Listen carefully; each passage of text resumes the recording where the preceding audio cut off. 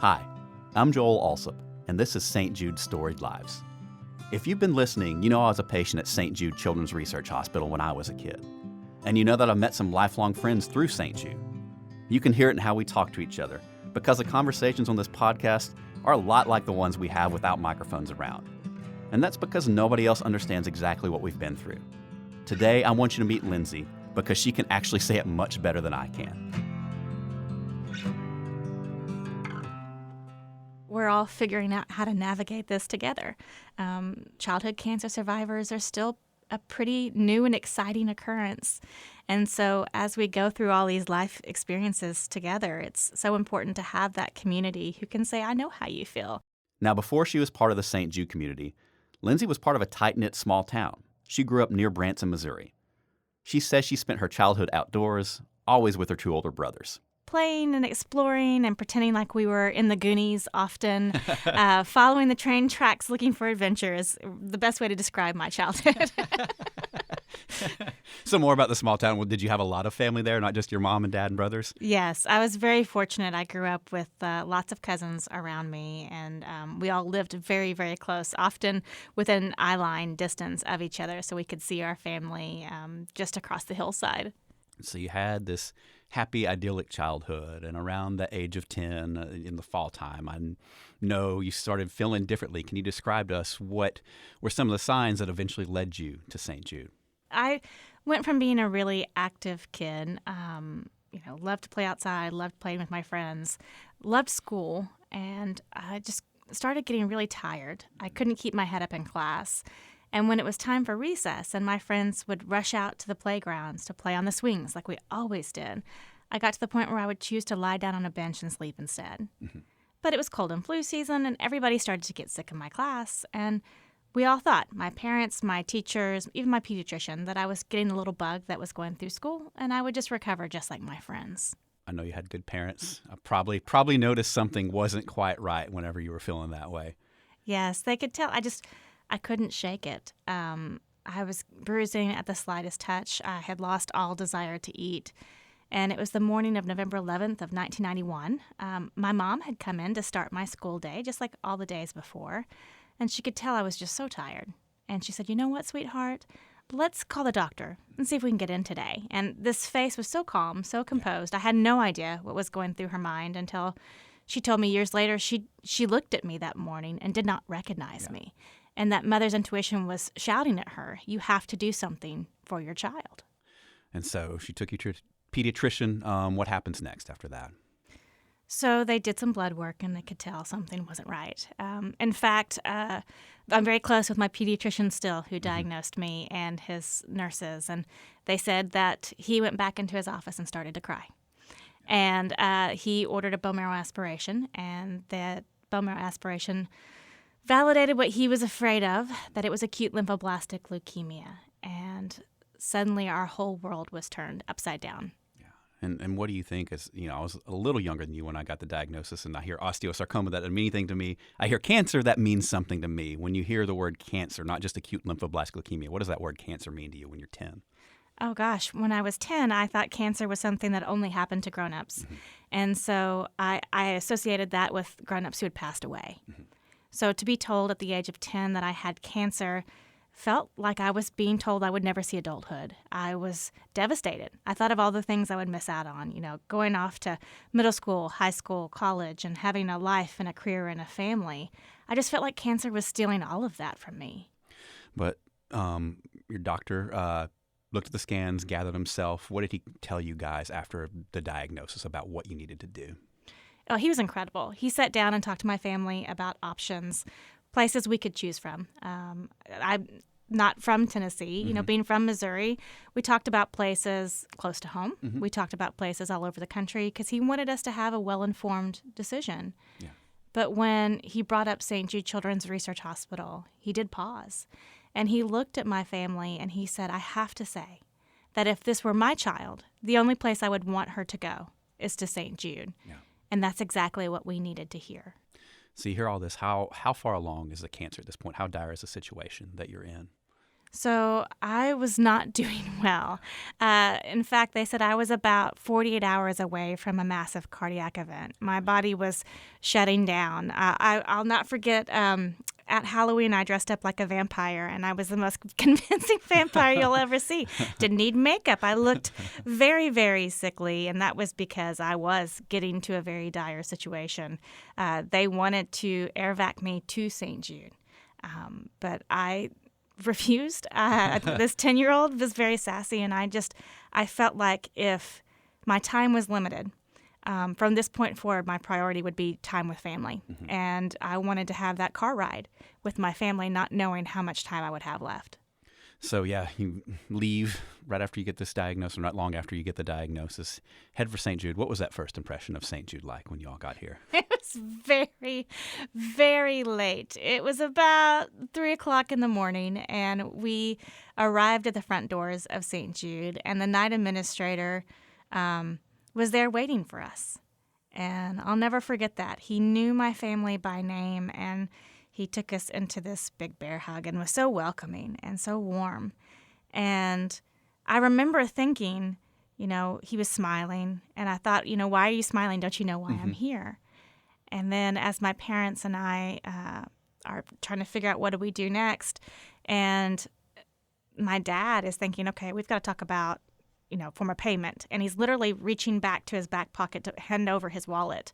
And the night administrator sees what my father is trying to do. And he said, there's a couple things I need to tell you about St. Jude. Mm-hmm. First, do not worry about money. It's already been taken care of. And second, this is the best place for your child to be. This is truly a place of hope. Welcome to St. Jude, which was an incredible gift for us, because when we rushed home from that doctor's appointment after being diagnosed, my parents are trying to call and find out how much money they can take out of the bank. They're going to put the house up on the market. They're scrambling, thinking the quality of care and my chance at survival was going to be driven by that bank account. So for the first time in that period of hearing such devastating news, we saw light. And we had no idea how much more light was about to come into our lives. And we'll talk about that in a second, but I've heard you tell your story before. There's one detail I wanted to circle back on I didn't hit on. It's kind of like almost It's a Wonderful Life scene when you guys came home after that diagnosis. I think I remember you talking about people from your town being around and there for you. Yeah, so I'm from a very small town, and the kind of town where we didn't lock our doors, and word spread immediately. And by the time that I had been diagnosed, and then we were coming home, and it was about a 30-minute drive to get back home, it felt like half the town was inside our house. People were already collecting money, trying to figure out, how can we help? Because everybody was so worried about what happens now, And so there were people who were loving on my two older brothers and taking care of them. People were like, we've got this, we've got you. What do you need us to do? And it was just having this community rally for me was so incredible and so amazing. And it stays with me today, that image of walking in and seeing all of these faces who were there supporting me and my family. I love that. You have this beautiful light that's your community. Mm-hmm. You come to Memphis and find another beautiful light that is your community here. What was it like once you learned more about St. Jude? You were in those doors. What was your treatment like, and how did the people treat you when you were here? Oh, my gosh. I felt like I inherited all of these new aunts and uncles that were not just my nurses or my clinicians. It was my entire care team, even the individuals who would clean my room to keep me healthy and safe. I had this huge new family I immediately inherited. And they were such an important part of that support system for me as I went through the 2.5 years of treatment required to save my life. And it sounds strange, but when I look back on that time, I don't think about the needle sticks or the surgeries or the chemotherapy. I think of, the hospital orderly who would wheel me down the hallway playing the kazoo. I would think about my nurses who would tell jokes and play games with me when I couldn't sleep in the middle of the night because I was so scared. That's what I see when I think of my experience here at St. Jude. Yeah, I very much feel the same way. And I remember the kazoo playing very well, too. Thinking about it for you as well, I mean, you start treatment when you're a 10-year-old. You end treatment when you're a teenager. What was that change in you like as you went over that age group as you're here at the hospital? Definitely not a difficult teenager. No, I mean, it was an interesting journey because this experience, I think, does advance you a little bit faster in growing up. And so I felt like an old soul really early. And, as I got older and became a teenager, I was very aware of what was happening around me. And it wasn't like, when I first arrived at St. Jude, I had that moment of why me? Why is this happening to me? Why do I have to go through this? And then that awareness of you look around and you're like, why this child? Why this child? Why is this happening to so many incredible families? And then, building relationships from all over the globe and having these friendships that I would have never had we not had this similar experience of St. Jude. And I had a really good friend of mine who only spoke Spanish, and her name happened to be Lindsey as well. And we were in treatment at the same time together, and it was great because it didn't matter. We didn't have to have traditional language to communicate. We were there for each other. We played together a lot and spent a lot of time together, even though neither one of us spoke the same language. And an amazing thing I've heard you say, too, is during your whole treatment time, even though you might have been an old soul, St. Jude never let you stop being the kid and pursue the dreams you wanted to. No, that was really important, was that St. Jude was always making sure that I held on to the joy of adolescence and growing up. So celebrating every milestone I hit with me as if it was the most important one they've ever seen. That could be good blood counts that day, or it could be going into remission or completing treatment, or it could be just, moving on to the next grade level. It was about celebration. And then also early on, one of the things that I talked to St. Jude a lot about was one of my greatest life goals, which was to become a mother. And I said, how will this impact that future for me? And my doctor was incredible. She sat down and talked to me very honestly about the medicines I was taking, the things that we knew, but there was a lot of uncertainty at the time. But she reassured me that she was here to fight for me and the things that were most important to me. And there's so many different ways to be a parent, but that she was going to make sure I got there. So treatment finishes, you go back home. I think by this time you guys had moved a little bit around. You weren't in Missouri anymore by the time you go back home. So what was it like going back home for you as a now teenager? Well, it's funny. The definition of home started to morph. So, yes, I had a place where my bed was and, my wonderful dog and family. But it was bittersweet leaving St. Jude when I completed therapy. It was tough. I felt like I was leaving a piece of my heart behind because no one would ever know me the way that these wonderful individuals knew me. They just knew me in the most difficult times of my life and had guided me through so much that there was excitement to go back to the life that I thought I was going to miss out on, but there was definitely some sorrow of, this is my support system. I see these wonderful faces every day. I'm going to miss them. And did it feel normal at first to kind of just jump headfirst back into normal life after 2.5 years of it being interrupted? I struggled a little bit going back to regular life. I was this like hippie child that was like, why aren't we out in the world living life? Life is too precious, Why are we just looking at a book? We should be living this every day. And so there was some transition for me to getting back to kind of how do you readjust from your life being turned completely upside down, and then you're putting that snow globe right side up again, and there's a little bit of fallout from that. Just figuring out how do you find your place? How do you find your peer group again? I was so blessed that I had incredible childhood friends who refused to let me be lost, and still to this day are constantly reaching out and checking in and loving on me. But it was a wonderful gift what I was able to go through and experience, because I felt like it gave me an entirely new perspective on the world, and not only the world, but who I wanted to be in this world. So even though you were a hippie kid and wanted to get out of the classroom, you still had dreams and goals. What was your goal as you got back into school? What did you want to eventually do as a grown-up? I knew pretty early on that I wanted to come back here and work for St. Jude. Now, I don't have any God-given gift for math or science, so I was really concerned that that would be limiting on how I could serve. But thankfully, I was like, I don't care what I do. I just want to be able to come back and to support this incredible mission. And I just wanted to have the chance to experience all the things I thought I'd miss out on. So everything from middle school, which is not quite as awesome as I thought it would be, to high school, to college, to having this life that I'm so fortunate to have today. And that's how you know St. Jude does a great job, when you can go back and realize middle school isn't all it's cut out to be, like every other child. So one of your other big goals, you go on to middle school, go on to high school, go on to college. You talked a little bit about being a parent. Were you able to become a parent? Yes, I am so grateful. So I actually have two incredible kids. So I have a daughter. Her name is Audrey, and she's 16. So she's a junior in high school. Mm-hmm. And an incredible son whose name is Jacob, who's 12. And he's in the 7th grade. And it has been amazing to have the privilege to be their parent, to pass on this gift of life after St. Jude saved my life. And then also to watch them experience these milestones that I didn't think I'd get to have. Mm-hmm. And now I get to watch them through my child's eyes.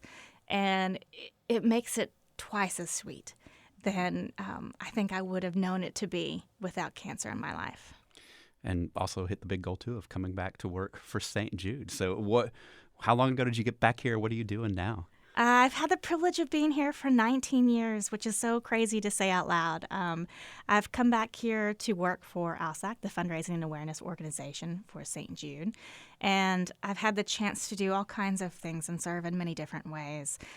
But the most important part for me has always been making sure to say thank you to our donors, to let them know how much they mean to us. And that's what I have the privilege of doing every day, is to work with our donors, to help them know how they're a part of this life-saving legacy of St. Jude Children's Research Hospital, and then also to be able to help them see these advancements that we make is made possible not just by the brilliant researchers and clinicians and care team members that work here at St. Jude, it's also made possible because of their generosity. And also, too, I know back in, I think it was 2018, you got to have another cool event here at St. Jude. Maybe, yes. So, St. Jude not only saved my life and allowed me to pass on this gift of life, they also saved the love of my life. So the host of this podcast might happen to be my husband. And I know we got married in 2018. I was just saying that for the game. He's of not playing forgotten. The listeners along as far as we possibly can. Yes. Yeah. No. We got married here at St. Jude Children's Research Hospital in 2018.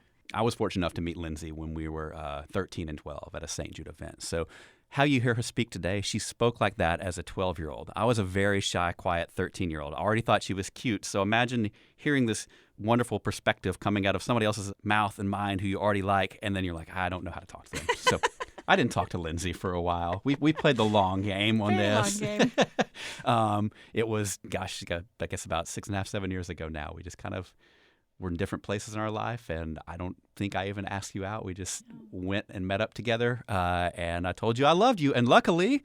And luckily, I said yes immediately. I loved him too, and it was incredible because I've known Joel since I was in treatment, and he was somebody I looked up to. I very much admire you, and you were such a great another light in my life because here I was, this almost emo child writing poetry about cancer and always taking myself so seriously. And then you taught me how to laugh. You taught me how to have a sense of humor about our experience, and it was something that stuck with me. And I had a huge crush on you immediately, and everyone knew it, to the point that when we finally got together as adults, everybody was like, it's about time. And this is on me, y'all. I always had a crush on Lindsey, but I was continually shy up until I was into my mid-30s. So impressive stuff here. And I would tell you that too. I mean, like, I felt like after I got done with my treatment, I knew how to deal with being a one-armed person pretty fast. But I learned how to deal with being a childhood cancer survivor through you. You really helped me understand and talk about things I was not comfortable talking about. So, I mean, like, very much like I glean a great perspective from you too. Well, I think that's the thing that is so beautiful, is that we're all figuring out how to navigate this together. Childhood cancer survivors are still a pretty new and exciting occurrence. And so as we go through all these life experiences together, it's so important to have that community who can say, I know how you feel. And also to make fun of it. Like, that's the other thing. It's beautiful, is to give each other a hard time about, who had the most difficult form of cancer, and to laugh about it, and to know, and appreciate what we've all come through together. And then also to realize it completely changes you in a very unique way. And to have somebody else who sees that and understands that is so precious. Well, and this community, this life has meant so much to us. I want you to describe this because you do such a great job, that when it came time for the wedding venue, we had no question about where it was going to be. No, you're getting me all choked up now. I can't look at you anymore. I don't even know that we sat down and talked about it. It was just a known thing between the two of us that we needed to get married here at St. Jude. It was just so important to be able to begin that happily ever after at the place that gave us that second chance at life. And it was the perfect day. I mean, we were here on campus. My doctor was a part of the wedding party. Mm-hmm. Our St. Jude chaplain, who cared for both of us during treatment, officiated the ceremony. And we had the opportunity to look out onto all of these faces of friends and family and St. Jude adopted family. And it was just the most beautiful thing I've ever seen. And I looked at you and I was like... This is what makes me choke up. Yes. I was like, do you see it? Do you see all of this? Meaning not just the faces in the room, but the faces of other patients who've gone before us, who were here at St. Jude, the faces of the donors who believed in this mission and that an entertainer could create a hospital that would save children's lives.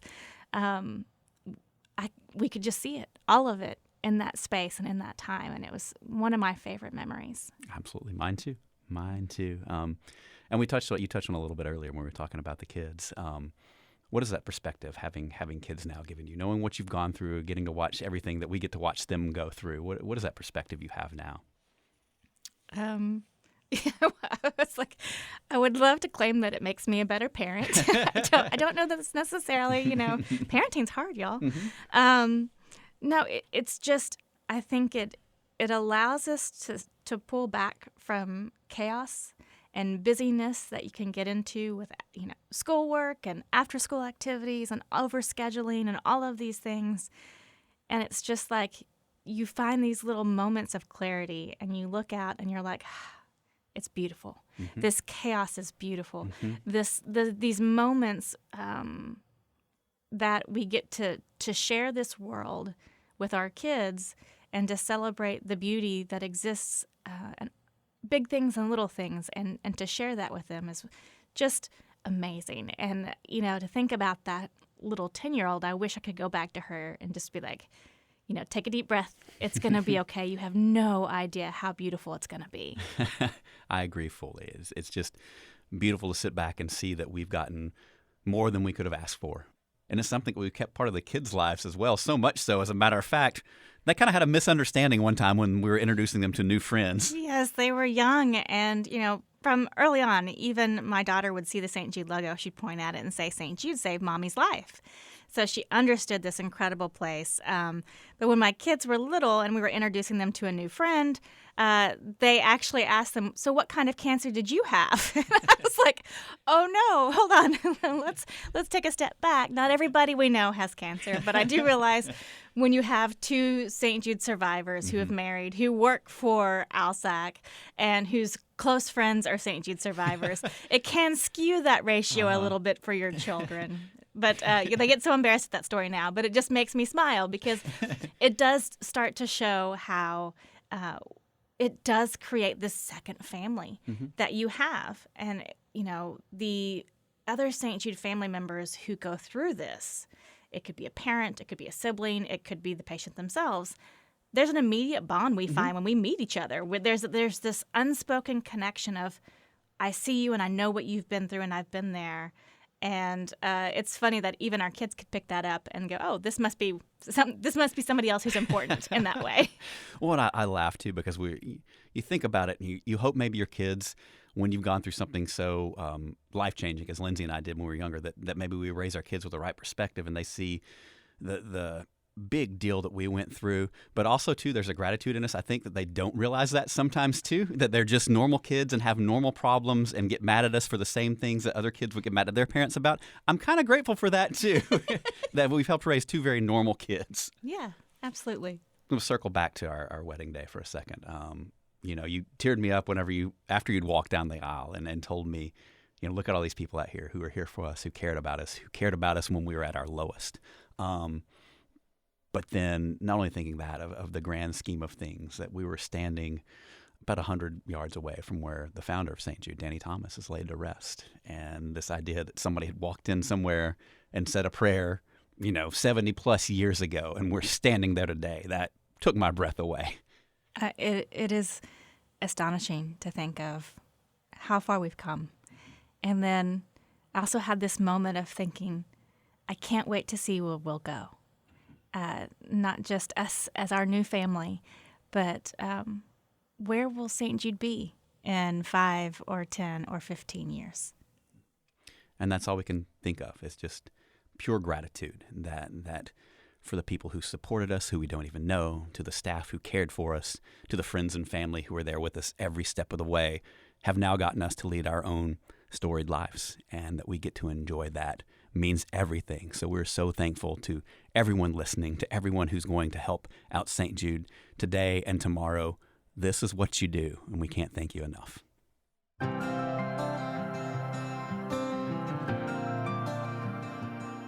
So when Lindsey drove with her family to St. Jude, she didn't know if these would be some of the last hours they'd ever spend together.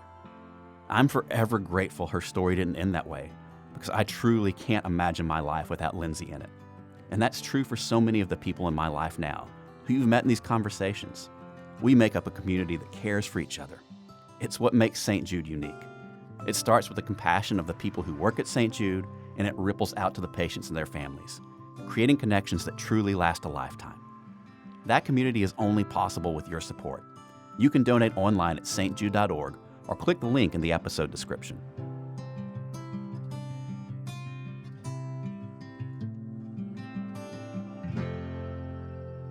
This podcast is a production of ALSAC, the fundraising and awareness organization for St. Jude Children's Research Hospital.